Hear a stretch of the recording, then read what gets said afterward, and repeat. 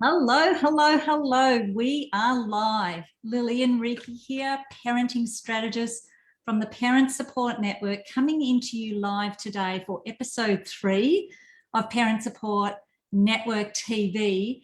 And today I have a very, very special guest with me today, whom I know reasonably well, and who has also played a huge part, of course, in parenting our children, because he's the dad.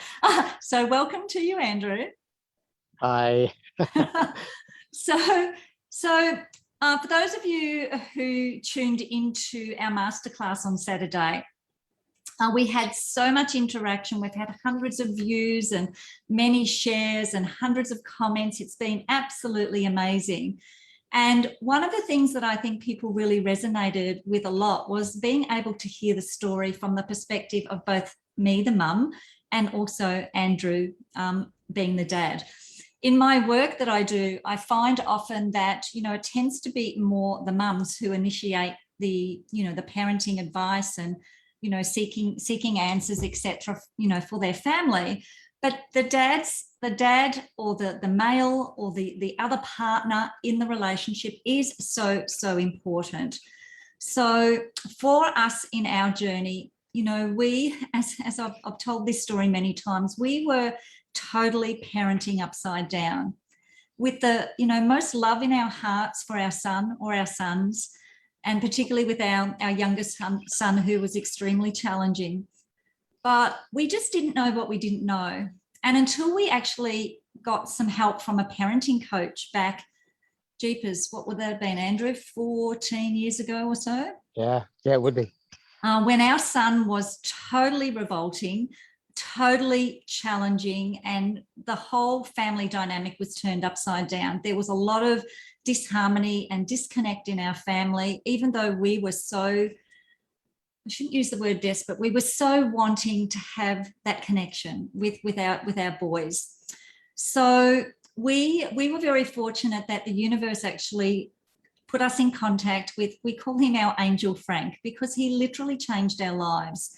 And the reason I'm actually doing and sharing the Nurtured Heart approach now is that it so aligns with the teachings that we learned from Frank back in those years, where we didn't realize we were parenting upside down. And, so many people I speak to, so many families, so many parents who have the most love in their heart and who want the best relationships with their kids, just don't realize they're parenting upside down.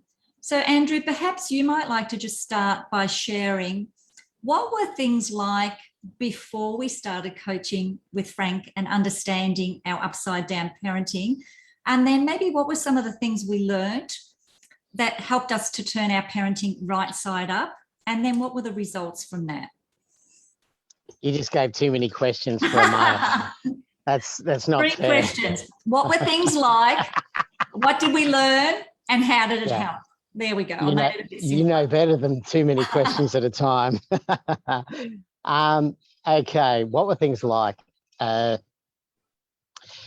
Every day was a struggle. We were, it seemed like our lives were full of confrontation, full of aggression's not the right word, but it just seemed like there wasn't any real peace in life, because things would go wrong and we would react. And I think there's a big clue just in that word. We were reacting. Mm-hmm. Everything we did was reactive. And that seemed to, no matter how we reacted, it seemed that we actually, everything got blown out of proportion. And the harmony that we were seeking seemed to be sort of at our fingertips the whole time. We couldn't seem to actually create an environment where we could envisage our kids wanting to still be home with us in a few years' time, because it was just such a disharmonious, is that a word? Yes. Environment. So we probably haven't got time to tell the story today of how we met Frank, but I'll try and make it as abridged as possible. Andrew actually took our son to some counselling, And it was a daily thing for 2 weeks, I recall. And I had just come out of hospital. I'd had a big operation and I was dosed up on drugs and painkillers. So Andrew was taking him in on his own. And this particular day, he was sitting in the waiting room and just looking at some of the parenting resources, and an old VHS video caught his eye. And it was one of those, you know, how they had the white binding on them, and it said down the side, how to handle the revolting child. So Andrew watched that and it turned our lives upside down. So maybe briefly, Andrew, share how you reacted to that and then what happened from there. It was interesting because we were in this, as you say, the counsellor's office, but after watching that video, I realised it wasn't Caleb that needed counselling. We had so much to learn. It was like a rock up the side of my head, if that makes sense. We hear knocking sense into somebody. Well, that's what happened to me that day. It changed our lives. Lillian's not exaggerating in the slightest there. On the way home, I can remember pouring out to Caleb in the car and saying that I promise you everything is going to be different from here forward. I think I understand what we're doing wrong, or I've got a glimpse of it, if you'll just work with us. And he started crying and saying, oh, it's not your fault. But it's because it's just so easy to point the finger at the child and say, they're the one misbehaving, it's them. But what I learned in that 30 or 40 minutes of that video was that there isn't a single thing that we could do without controlling to try and change him, but there was a lot that we could do to change ourselves. And Frank and that video taught me and taught us just how much we can change our situation by changing how we respond to things. And it's interesting, Andrew, because maybe other parents think the same way, but for us at that time when we were totally stressed, it was all about how could you, why did you, you know, how could you do this to us? How could you embarrass us? You know, another phone call from the school, another school you've been kicked out of, you know, another fight you've got into, or another expulsion from school. And it was why, how, you know, yeah.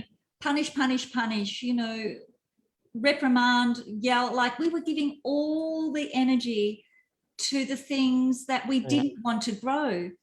And I am regretful. Doesn't it make you cringe? Well, don't you cringe? But we didn't Sometimes I think about it. But we didn't know what we didn't know. We're good people, Andrew. We're good parents. We wanted the best for our son. Yeah. We asked the universe for that help and it came. But I think the biggest thing that we can really congratulate ourselves on is that we were coachable and teachable. Okay, we had to invest time, we had to invest money, we had to, you know, really change the way that we looked at and the way that we relationshiped with our son and with each other. You know, there was a lot of disharmony and stress between Andrew and I as husband and wife because we were put under so much pressure. Our relationship. And I was never wrong. Of course not. And our oldest son, you know, he really copped a lot. And now when I reflect back, I have so much, I won't say guilt, but, you know, we weren't giving him what he needed because we were putting so much energy into this negative situation. But it was like we got our watering can or our hose and we went out into the garden. And instead of watering the flowers or the herbs or the veggies, Andrew just planted a beautiful herb and veggie patch. Instead of watering those, Andrew, we were going around the paddock and watering the weeds. We were watering the weeds and the weeds were growing, whilst the veggies and the flowers were dying because we weren't giving them nourishment and water. And I think that's a really great analogy because none of us would intentionally go around the yard with the hose or the watering can to water the weeds. But unknowingly, we are doing that, right? A lot of us are doing that. We're giving our attention, our energy, our relationship to the things that we do not want to grow. And that's why I am so passionate about the Nurtured Heart approach because it actually helps me to help other parents to understand that we need to turn our parenting upside down. from upside down to right side up. And it really is just a matter of learning the right way to language and communicate and recognize our children. And, you know, one of the things that Frank taught us that will always stand strong for me is we need to be our child's biggest supporter and fan. And he was quite a beautiful kind of eccentric sort of guy. And he just said things like they were. And he said a few things to Andrew and I that we went, oh, okay. Like, you know, I can remember when he said, if you don't have the time or you're not prepared to put in what you need to do to have the relationship with your son, and you don't have the time or you're not prepared to do it, go and give him to somebody who does. Like, basically, if you're not prepared to do what it takes, give the child to somebody who does, because the child deserves that. And we're like, oh my gosh, how could he say that? But in reality, you know, we were busy being busy, and we were just doing the things that we instinctively did as parents that perhaps, you know, were generational, the way that we were parented. And I know, Andrew, a lot of your parenting in the early days was a reflection of how you were parented. Beautiful parents, Andrew has, but, you know, kind of hard line, you know, kind of these are the rules, you know, type of parenting. And, you know, my parents. But you know what? Can I, yeah. if I may, look at the beautiful young men that we have been unlocked by the changes that we made.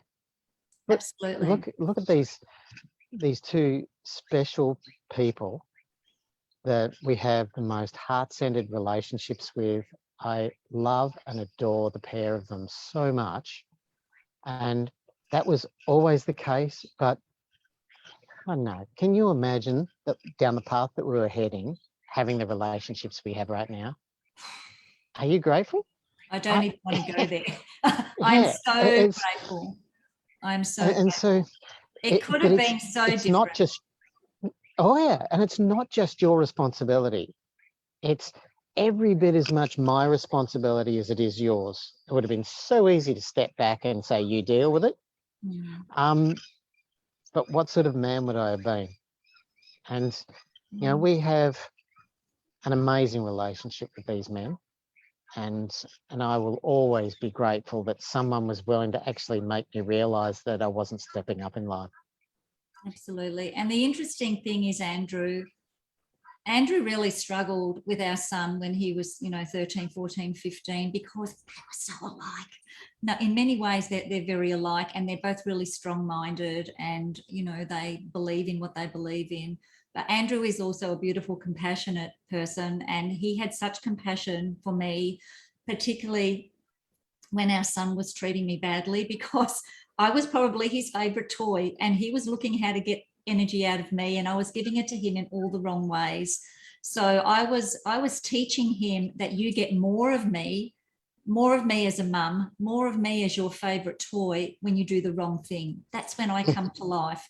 That's when my bells and whistles come on. That's when you get to smell my perfume because I'm so close. You know, that is when it all happens. But I wasn't taking the time to recognize him for his greatness. And he had so much greatness. We just weren't highlighting it. You know, we weren't looking for the opportunities to tell him he was an awesome human being, and to recognize him even for the baby steps. And sometimes, quite honestly, in his upbringing, you know, when he was a toddler, as he was growing up, he was extremely challenging. We had him in 5 different childcare centres because of his behaviour. He went to 2 different primary schools and 2 different secondary schools, 3 different primary schools, and 2 different secondary schools, because the schools didn't cope with him. He didn't cope with the schools didn't cope with him. But in all of that time, we were focusing on all of the things he was doing wrong, and we were watering those weeds big time. Even though we wanted things to change, we just didn't know what we didn't know. And it wasn't until we learned this, you know, that we switched things around. And I'm so grateful, Andrew, because honestly, things could have been different. But you know what? Congratulations to you and to me, because we actually made a decision as parents that things had to change. I know there are parents out there who are having challenges with their kids, and I'm not saying they don't care, but they're probably just not making it a priority. And that might be a little bit of a harsh thing to say, but, you know, Frank used to say it like it was to us. You know, if you're not prepared to do the work, then don't expect the relationship you desire, because it's not going to happen. You know, we need to take responsibility and we need education around it. And Andrew and I invested a good couple of years mentoring with Frank. We invested time, we invested money in learning what we learned over the years in our own personal growth and our own personal development to be better people and to be better parents. So, you know, there is that kind of responsibility, I guess, parents, and we all need to take that on the shoulders, right? There is that responsibility to say, if it is to be, it's up to me. You know, it's not about kids, you go and get yourself in order. It's about parents, we need to get ourselves in order.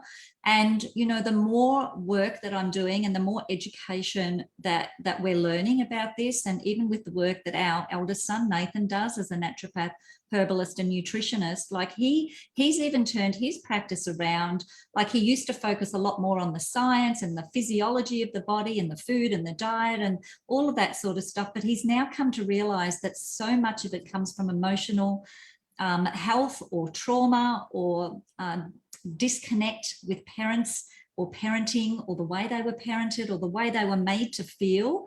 And sometimes it doesn't even have to be major trauma. It could just be the kid thinks, I'm just not good enough. I'm not good enough for my parents to spend time with me. I'm not good enough for my parents to be respectful to me. I'm not good enough as a kid, and therefore it's my fault, and they take it on board. You know, kids are like sponges. And I love your analogy. Share your analogy quickly, Andrew, about the computer, the blank neck top computer. Kids are born with a blank neck top computer. And in the first 4 years, all of the programming that comes out of our mouths becomes the programming they'll live with for the rest of their lives. And it takes a lot of undoing. Absolutely. And I've been listening to some great mentors in this area. And the first 0 to 3 is so important. 0 to 7 is almost as important. But the thing is, it's never too late. Our son was an adolescent before we really learned our lessons, yet within a year, in under a year, we turned our relationship around. And I actually shared this story, and I might finish with this story today too. I shared this story at the conclusion of our masterclass that we did on Saturday. So if you've tuned into the masterclass, you're going to hear this again, but it's really worth sharing, because to me, this is everything. So when I wrote my third book, The Revolting Child, A Blessing in Disguise, we were invited to do a book launch, and Andrew and I, we invited our son to come along. He was a little reluctant, but he came along because he knew how important this work was for us. And anyway, we did our talk, we had a Q&A, and a guy put his hand up. And I actually later spoke to this guy. He had a 15-year-old daughter who he told me prior to that evening he was ready to give up on. And he actually asked a question that it was so important. He said, Caleb, we've heard what things were like for you prior and where you were at just under a year ago, 10 or 11 months ago, and we now see where you are today. What was it that took you from where you were to where you are now? And not that things were perfect. They were by no means perfect, but they were, I don't know if you want to use a percentage, Andrew, 80, 90% better. And I saw him, his mind just tick over for a second or two. And then he said, when I saw what my mum and dad did to be the best parents they could be, I just wanted to be the best son. And I'm paraphrasing that there, but that's pretty much the message that was shared. So parents, your kids notice what you do, what you say, how you recognize them. You know, your relationship is so important to them. You know, offer them relationship or the fanciest, whatever it is they want, and they're going to want relationship in every single time. So my passion for this is so huge. And I am going to be offering anybody on the call who wants to continue working on their parenting and relationships to come and join us. As a result of the parenting masterclass I just did on Saturday, we are offering a 9-week course. We're also offering a half-day course, but I'm more passionate about the 9-week course, where we will take you by the hand and actually teach you step by step how to turn your parenting back the right way up. We'll teach you the language of the nurtured heart approach, which is what is helping so many families.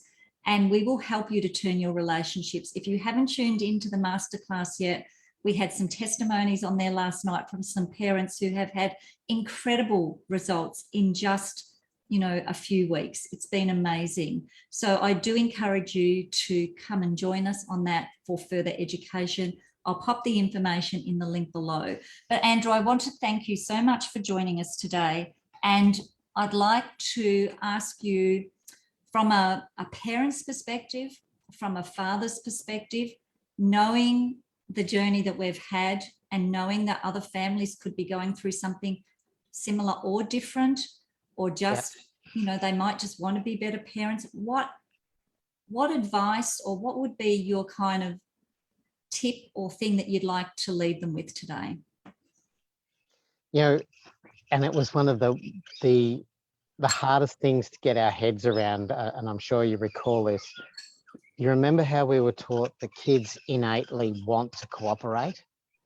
It's just we create the environment and the situations where that doesn't happen. And I struggled with that, but I have lived the outcome of that learning. Now, Caleb and I have been working generally within 3 or 4 meters of each other for the last over 10 years. I never could have dreamed this was possible. It's still, after 10 years, I still feel like pinching myself. They do want to cooperate. They want to, they need a gang. And if we don't become their gang, so they're magnetized to home, someone else will. And it's, I could go on for hours, but it's something that obviously Lillian's very passionate about, because she's the out there one that communicates this to everybody. But I'm the fortunate one that gets to live it all day, every day. And the relationship that I have is just unbeatable. Truly unbeatable. Wow. Great advice. Kids really do want to cooperate. Yep. It's a natural state of being. Love it. They want to work with us. And we need to become their gang. Yep. Because we don't want them joining a gang outside of the home. Yep. Absolutely. They'll look for that relationship if we don't give it to them. Wow, I've really enjoyed today. We have to hope for some more Monday public holidays so you can come and join us again. But I don't get to share very often with Andrew, and he shared on the Parenting Masterclass and he shared today. So thank you, Andrew, for being an amazing, absolutely amazing, not only husband, but father. You really have set a great example to both of our boys on what it takes to have a great relationship. And I'm getting teary.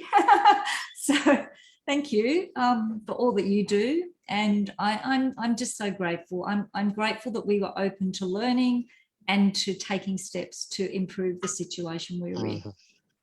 So that's it from us today. We've gone a little bit over the normal session, but I think it was worth it having Andrew on today. I could keep talking for hours on this topic, but please do pop some comments below. Let me know your biggest takeaway from today, especially from Andrew. And we look forward to connecting with you further. Would love to have you come and join us in our 9-week course. And as I said, I'll pop all the details below. So that's it from today. Lillian Reekie and Andrew Reekie from Parent Support Network, helping parents to enjoy happy and healthy children and relationships on purpose. On purpose. Bye for now.